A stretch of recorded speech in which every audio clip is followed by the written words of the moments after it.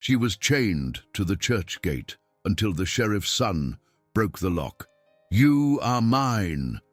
The morning sun cast long shadows across the dusty street of Cedar Ridge when Caleb Morrison first saw her. She sat crumpled against the wrought-iron gate of the old Methodist church, wrists bound by heavy chains that had left angry red marks on her pale skin. Her dark hair hung in matted strands around a face that might have been beautiful if not for the hollow look of defeat in her green eyes. Caleb had been walking to his father's office, his deputy's badge gleaming on his vest in the early light, when the sight stopped him cold. The town was already stirring. Mrs. Henderson sweeping her porch, old Pete loading his wagon, but everyone seemed to be deliberately looking away from the woman chained like a criminal to the house of God. "What's your name?" Caleb asked, crouching down beside her. His voice was gentle, nothing like the harsh tones his father used when dealing with troublemakers. She looked up at him with those green eyes, searching his face as if trying to determine whether he was friend or foe. "Sage," she whispered, her voice hoarse from thirst. "Sage Collins." The name meant nothing to him, but the fear in her voice told him everything he needed to know about how she'd come to be here. Caleb glanced around the street, noting how the other townspeople quickly averted their gazes when they saw him talking to her. "Who did this to you?" Sage's lips trembled as she tried to speak, but no words came. Instead, she simply pointed toward the largest house at the end of Main Street, the white colonial that belonged to Judge Cornelius Blackwood, the most powerful man in 3 counties. Caleb's jaw tightened. His father had always told him to respect the judge, to remember that law and order depended on men like Blackwood. But looking at this woman chained like an animal, he felt something cold and hard settle in his chest. "Stay here," he said softly. "I'll be right back." He walked quickly to the blacksmith shop, where old Henrik was already working his bellows. The Swedish immigrant looked up from his forge, sweat beading on his weathered forehead. "I need to borrow your bolt cutters," Caleb said. Henrik glanced past him toward the church, understanding immediately. "Your father. He will not be pleased. My father isn't here right now." The older man studied him for a long moment, then reached for the heavy iron cutters hanging on the wall. "Sometimes a man must choose between what is legal and what is right," he said in his thick accent. "I think you choose right." Caleb walked back to the church, the weight of the cutters heavy in his hands. Sage watched him approach, hope flickering in her eyes like a candle flame in wind. "This might hurt a little," he warned, positioning the cutters around the chain links. The metal snapped with a sharp crack that echoed off the church walls. As soon as her wrists were free, Sage rubbed the raw skin, wincing at the pain. "You're free with me," Caleb said, extending his hand to help her stand. She stared at his outstretched palm for a long moment before placing her trembling fingers in his. Her skin was cold despite the warming sun, and he could feel her pulse racing beneath her wrist. "Where can I go?" she asked, looking around the street with the nervous energy of a cornered animal. "Judge Blackwood owns half this town. His reach extends far beyond Cedar Ridge." Caleb had been thinking the same thing. His father's small house behind the jailhouse would be the first place anyone would look. The boarding house was run by Mrs. Hartwell, who reported every bit of gossip to the judge's wife. Even the church wouldn't be sanctuary. Reverend Mills owed his position to Blackwood's patronage. "There's an old cabin about 3 miles north of town," he said finally. "Used to belong to a trapper named Dutch Murphy before he moved on. It's got a well and a root cellar. You could rest there while we figure out what to do next." "We?" Sage looked at him with surprise. "You don't even know me. You don't know what I might have done." "I know enough," Caleb replied. "I know that whatever happened, chaining you to a church gate wasn't justice." They walked to the edge of town in silence, following a narrow trail that wound through scrub oak and juniper. The morning air was crisp and clean, scented with sagebrush and the distant promise of rain. Sage moved carefully, favoring her left leg, and Caleb noticed the torn fabric of her dress where it looked like she'd fallen or been pushed. "My horse is tied behind the general store," Caleb said quietly. "We'll ride double to the cabin."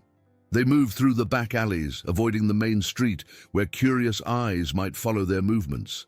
His mare, a sturdy bay named Clara, stood patiently where he'd left her, ears pricked forward at their approach.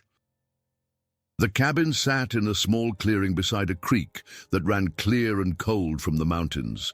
It was solid construction, thick logs chinked with mud and moss, a stone chimney that still looked sound. Dutch had built it to last through harsh winters and hot summers alike. "It's not much," Caleb said, pushing open the heavy wooden door, "but it's shelter." Sage stepped inside, running her fingers along the rough log walls. Sunlight streamed through the single window, illuminating dust motes that danced in the still air. There was a stone fireplace, a simple wooden table, and a bed frame in the corner that would need a mattress. "It's perfect," she said softly.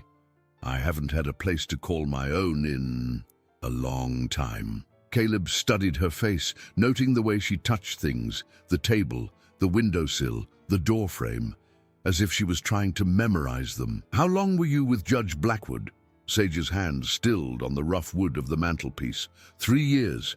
He bought my debt when my father died, owing money to half the territory. Said I could work it off as his housekeeper." Her voice grew quiet, but the debt never seemed to get smaller no matter how hard I worked. Caleb felt that cold anger in his chest again. He'd heard rumors about Blackwood's business practices, the way he collected on debts and foreclosed on properties, but he'd always told himself it was just gossip. His father had warned him about listening to idle talk, said that successful men always had enemies spreading lies. "What changed?" he asked. "What made him chain you up like that?" Sage turned away from him, looking out the small window at the creek. "His son came home from back east last month. Edmund. He's like his father in many ways, but worse because he thinks education gives him the right to take whatever he wants." She wrapped her arms around herself. "I told him no, more than once. So his father decided I needed to be taught a lesson about gratitude and knowing my place." The words hung in the air between them like smoke from a dying fire. Caleb had met Edmund Blackwood once, a thin young man with pale eyes and soft hands who spoke with contempt about the frontier rabble his father governed. The thought of him putting his hands on Sage made Caleb's fists clench involuntarily. "I'll bring you some supplies," he said finally. "Food, blankets, whatever you need. And I'll figure out a way to get you safe passage out of the territory, if that's what you want." Sage turned back to him, her green eyes bright with unshed tears. "Why are you helping me? You're the sheriff's son. This could cause you trouble with your father, with the judge, with everyone who matters in this town." Caleb was quiet for a long moment, thinking about his answer. Finally, he said, "My mother used to tell me that the measure of a man isn't in how he treats those who can help him, but in how he treats those who can't. She died when I was 12, but I think about those words every day." He left her there as the sun climbed toward its peak, promising to return before nightfall with supplies. The walk back to town gave him time to think, to plan, but mostly to wrestle with the growing certainty that his life was about to change in ways he couldn't yet imagine. Sheriff Morrison was waiting in his office when Caleb arrived, his weathered face grim above his gray mustache. "Judge Blackwood's been here looking for you," he said without preamble. "Seems someone cut his property loose from the church gate." "She's not property, Pa," Caleb said, hanging his hat on the peg beside the door. His father's eyes narrowed. "That's not your decision to make, son. That woman was being held on charges of theft. The judge had every legal right to restrain her until proper arrangements could be made. What did she steal?" "That's not the point. It's exactly the point." Caleb faced his father across the small office, the afternoon light slanting through the dusty windows. "If she stole something, there should be a trial. There should be evidence. There should be justice, not a woman chained to a church gate like a dog." Sheriff Morrison was quiet for a long time, studying his son's face. Finally, he said, "The judge wants her back. He's offering a $50 reward for information leading to her whereabouts." "And what did you tell him?" "I told him I'd look into it." The sheriff's voice was carefully neutral. "I also told him that whoever cut those chains better have had good cause, because tampering with a lawful restraint is a serious matter." Caleb met his father's steady gaze, understanding the message beneath the words. His father was giving him a chance to walk away, to bring Sage back, and avoid the consequences of defying the most powerful man in the territory. But looking at his father's lined face, Caleb saw something else there too, a flicker of doubt, maybe even approval. "I'll think about what you've said, Pa." That evening, Caleb packed supplies into his saddlebags: salt pork, hardtack, coffee, a thick wool blanket, and a bottle of liniment for the rope burns on Sage's wrists. He also retrieved his spare horse, a young gelding named Scout, from the livery stable, telling the hostler he needed both animals for a supply run to the outer ranches. He waited until full dark before leading both horses out to the cabin, navigating the familiar trail by starlight and long practice. Sage had managed to get a small fire going in the fireplace, and the orange light flickered welcomingly through the window as he approached. She opened the door before he could knock, having heard his horse's hoofbeats on the hard ground. "I wasn't sure you'd come back," she admitted as he carried the supplies inside. "I gave you my word." She helped him unpack the food and blankets, her movements careful and precise. In the firelight, he could see that she'd braided her hair back and washed her face and hands in the creek. The hollow look of defeat was still there, but underneath it he glimpsed something stronger, a determination to survive that hadn't been entirely broken by 3 years of servitude. "My father knows I helped you," Caleb said, as they shared the simple meal he'd brought. "Judge Blackwood is offering a reward." Sage's spoon stilled halfway to her mouth. "How much?" $50. She let out a bitter laugh. "That's more than most people in this territory see in a year. You could turn me in and set yourself up nicely.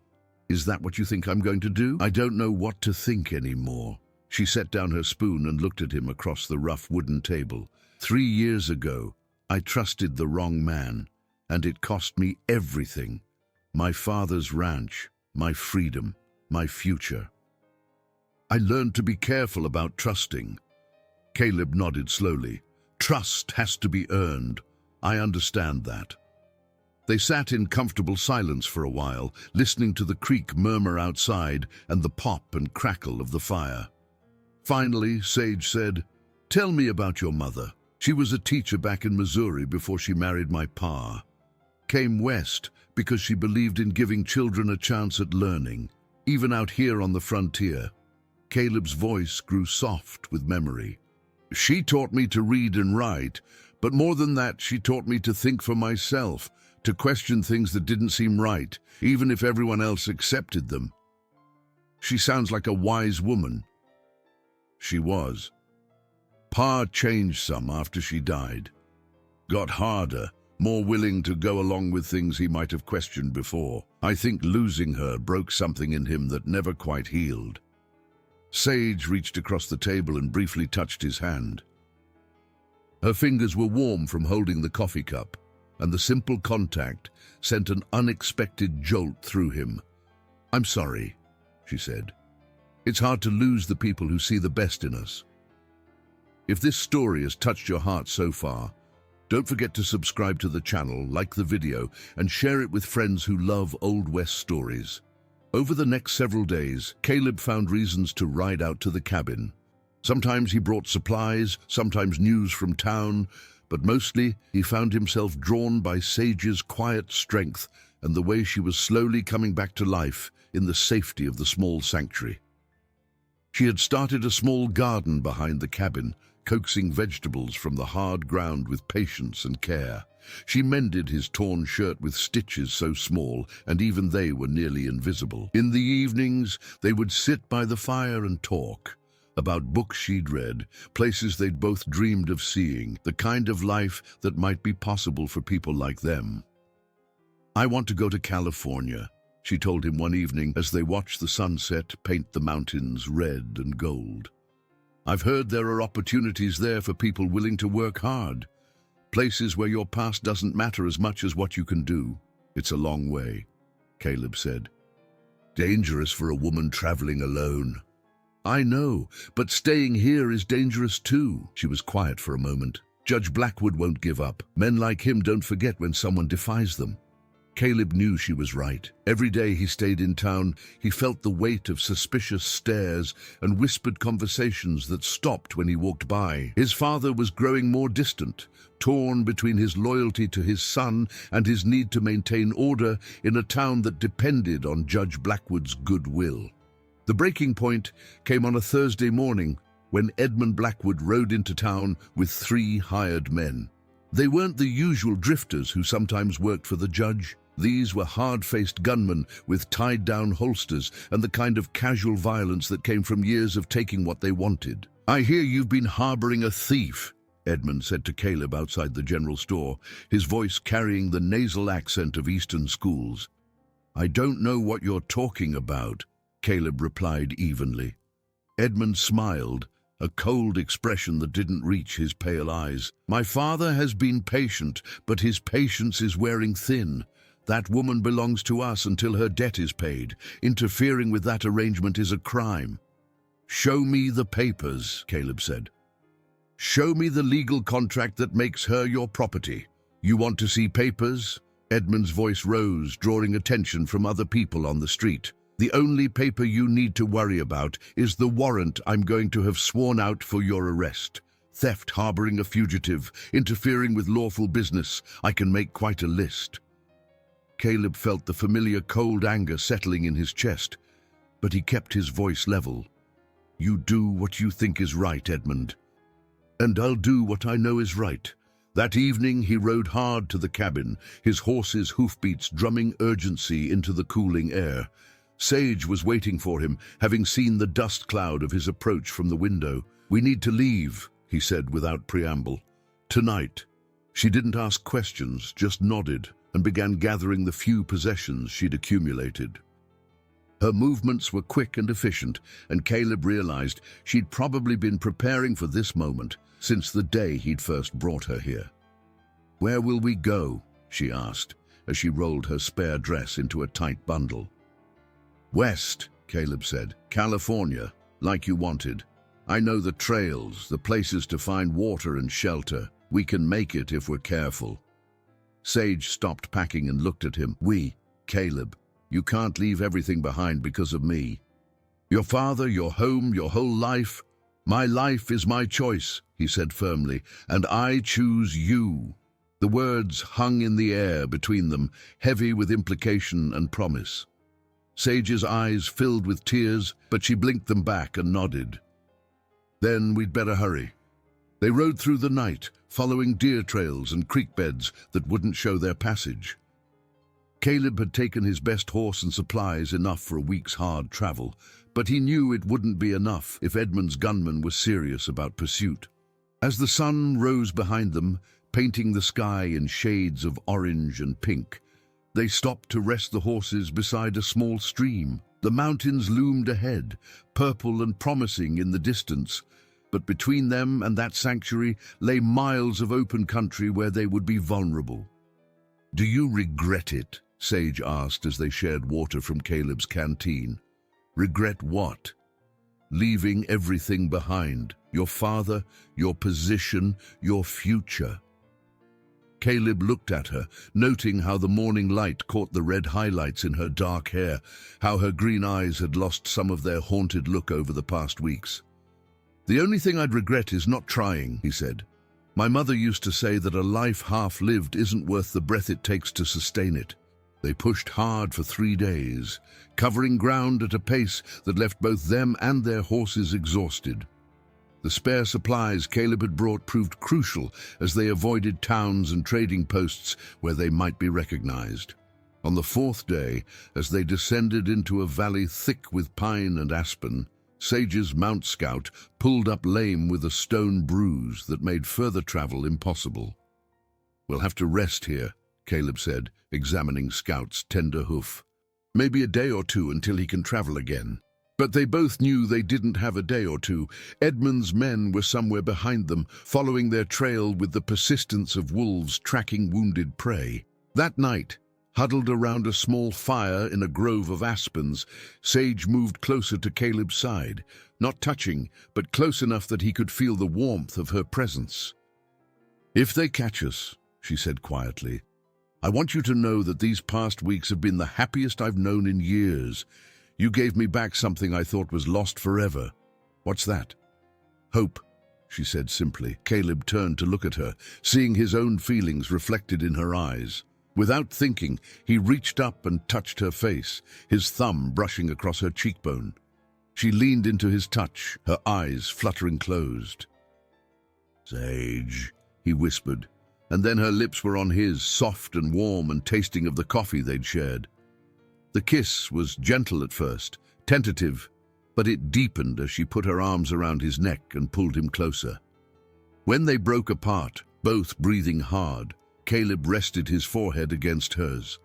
"Whatever happens tomorrow, I want you to know that I love you," he said. "I've loved you since the moment I saw you chained to that gate and knew I couldn't walk away." "I love you too," she whispered back, "more than I ever thought possible." They held each other through the night, taking comfort in shared warmth and the steady rhythm of each other's breathing. When dawn came, grey and cold with the promise of rain, they heard the sound they'd been dreading, hoofbeats echoing off the valley walls. Edmund and his men found them as they were breaking camp, surrounding their small grove with practiced efficiency. The young Blackwood sat his horse with the confident air of a man who had never faced real consequences for his actions. "Well, well," he said, his voice carrying clearly in the still morning air, "the sheriff's boy and my father's runaway. You've led us quite a chase." "Let her go, Edmund," Caleb said, stepping protectively in front of Sage. "Your quarrel is with me now."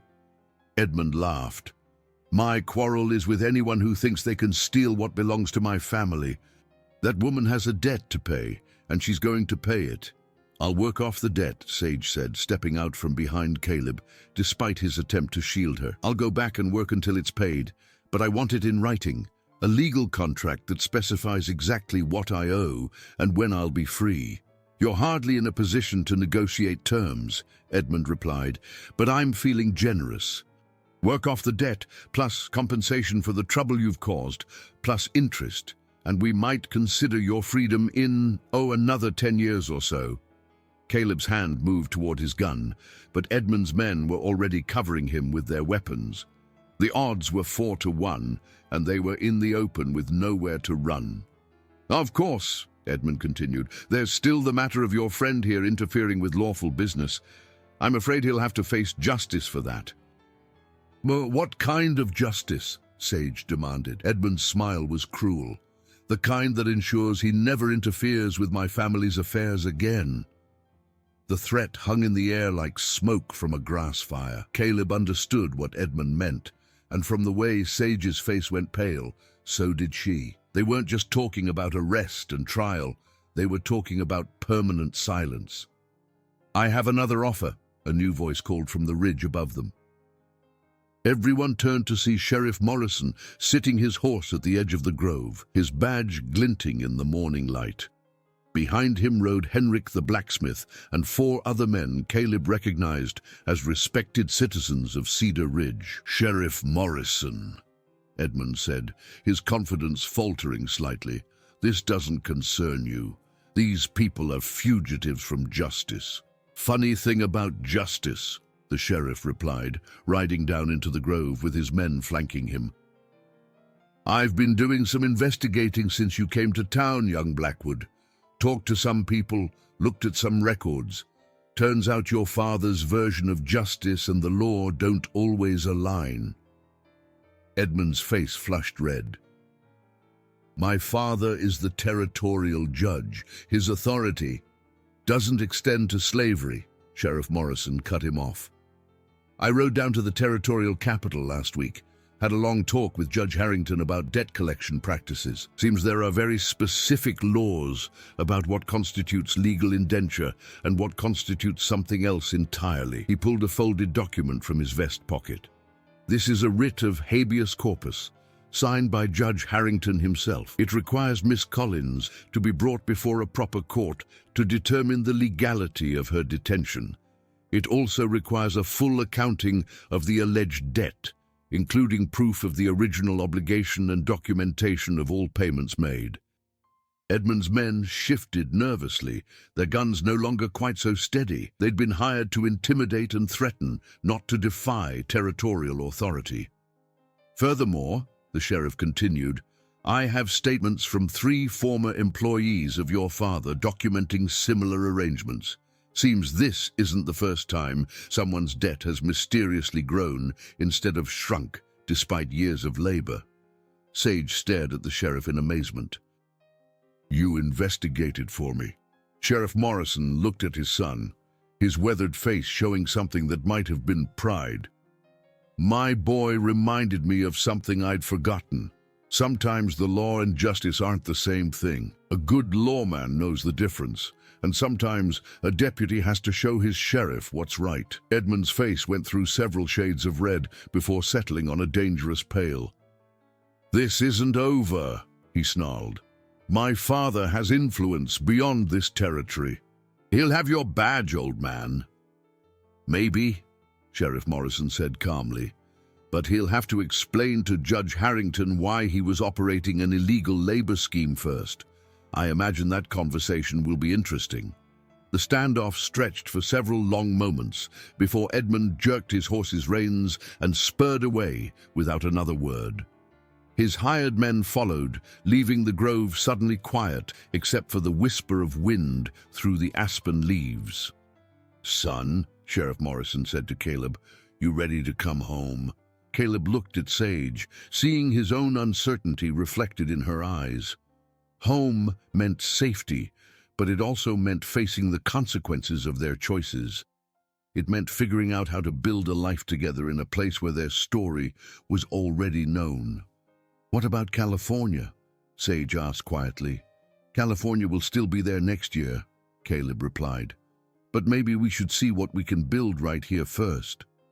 Sheriff Morrison smiled, the expression transforming his stern features. Henrik here has been talking about needing help at his forge. Says he's getting too old to handle all the work himself. Might be a good trade for a young man willing to learn. Henrik nodded enthusiastically. Is good work, honest work, and the pay, she is fair. And Miss Collins, the sheriff continued. Mrs. Henderson mentioned she's been looking for someone to help with her boarding house. Someone who can read and write, help with the books and such. Seems her arthritis makes the pen work difficult these days. Sage looked between the two men, hope dawning in her green eyes. You'd trust me with that kind of responsibility? Trust has to be earned, Sheriff Morrison said, echoing his son's words from weeks earlier. But everyone deserves a chance to earn it. The ride back to Cedar Ridge took most of the day, their pace slower now that the immediate danger had passed. As they crested the hill overlooking the town, the sun was beginning its descent toward the western mountains, painting everything in warm golden light. Sage reached over and took Caleb's hand. No regrets, she asked. No regrets, he confirmed. The town looked different somehow as they rode down Main Street, smaller perhaps, but also more welcoming. People emerged from their shops and homes to watch their return, and while some faces showed curiosity or disapproval, others showed something that looked like respect. Mrs. Henderson was waiting on the porch of her boarding house, her grey hair pinned back and her practical dress covered with a clean apron. She stepped forward as they approached, her lined face serious, but not unkind. Miss Collins, she said formally, I understand you're looking for honest work. Yes, ma'am, Sage replied, dismounting and standing straight despite her travel-stained clothes and tired posture. Can you read, write, work with numbers? Yes, ma'am. My father made sure I had schooling before he died. Mrs. Henderson nodded approvingly. Good. I need someone who can help with correspondence, keep track of accounts, that sort of thing. The work is steady, the pay is fair, and there's a room comes with the position if you're interested. Sage's eyes filled with tears, but she blinked them back. I'm very interested, Mum. Thank you for the chance. We'll see how it works out, Mrs. Henderson said briskly, but Caleb caught the hint of a smile at the corners of her mouth. That evening, as the sun set behind the mountains and painted the sky in brilliant shades of orange and purple, Caleb walked to the boarding house. He found Sage on the front porch, wearing a clean dress Mrs. Henderson had provided and looking more at peace than he'd ever seen her. "How was your first day?" he asked, settling into the chair beside her. "Good. Hard, but good. Mrs. Henderson is strict but fair, and the work is normal, honest." She was quiet for a moment. I'd forgotten what that felt like. They sat together, watching the town settle into evening routines, lamps being lit in windows, families gathering for supper, the comfortable rhythm of a community at peace. It wasn't the adventure they'd planned, wasn't the dramatic escape to California they'd dreamed of, but it was real, and it was theirs. "Caleb," Sage said softly, "what do you think happens now?" "Now we take it one day at a time," he replied. "We work, we build trust, we prove that second chances are worth taking, and maybe, if we're very lucky, we get to grow old together right here in this little town." Sage smiled, the expression transforming her face and making her look younger, happier, free in a way that had nothing to do with chains or keys. "I'd like that," she said. "I'd like that very much." 6 months later, on a bright spring morning that smelled of apple blossoms and fresh rain, Caleb Morrison married Sage Collins in the same church where he'd first found her chained to the gate. The irony wasn't lost on anyone present, but it felt more like poetry than coincidence, a symbol of how chains can be broken and freedom can be chosen. Sheriff Morrison walked Sage down the aisle, his weathered face proud as he placed her hand in his son's. Mrs. Henderson served as matron of honor, tears streaming down her usually stern face. Henrik had closed his forge for the day to serve as best man, his broad smile visible even through his graying beard. As for Judge Blackwood, he'd left the territory shortly after a federal investigation into his business practices began. Edmund had gone back east, reportedly to continue his education, though rumor had it that his departure was less than voluntary. The wedding celebration lasted well into the evening, with music and dancing and the kind of joy that comes from a community witnessing real love triumph over real obstacles. As the last guests departed and the newlyweds prepared to leave for their honeymoon, a week at a cabin by the lake, the same one where they'd sheltered during their brief flight toward California, Sage paused on the church steps. "What is it?" Caleb asked, following her gaze toward the iron gate where everything had begun. "I was just thinking," she said, "about how sometimes the worst moments of our lives lead to the best ones. If I hadn't been chained to that gate, if you hadn't chosen to break those chains, we might never have found each other." Caleb took her hand, noting how the rope scars had faded to thin white lines that were barely visible now.